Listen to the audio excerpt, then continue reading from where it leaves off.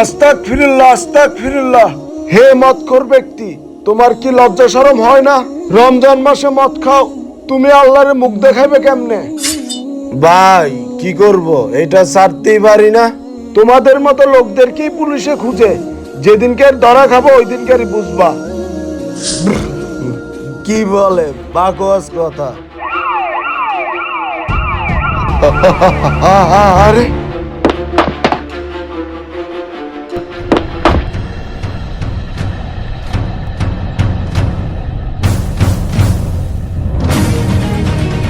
এই এই দাঁড়াও দাঁড়াও, দেখি তোমার হাতে এটা কি?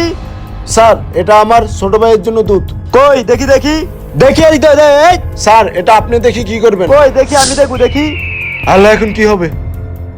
হে আল্লাহ, আমাকে এবারের যাত্রায় মাফ করে দেন। আমি মন থেকে তওবা করলাম, আর কখনো মদ খাবো না।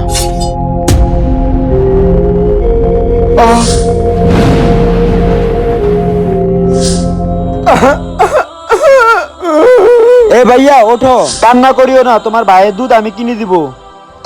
স্যার, আমি ওর জন্য কান্না করতেছি না, আমি কান্না করতেছি এর জন্য, আল্লাহর শক্তি মদকে কিভাবে দুধ বানায়। হ্যাঁ কি? হায় আল্লাহ। স্যার, আমি অপরাধী, আমার যেটা প্রাপ্য সাজা ওইটা আমাকে সাজা দেন। আরে তোমার আমি কি সাজা দিব? তোমার তো উপর আল্লাহ মাফ করে দিছে। ভিডিওটি ভালো লাগলে চ্যানেলটি সাবস্ক্রাইব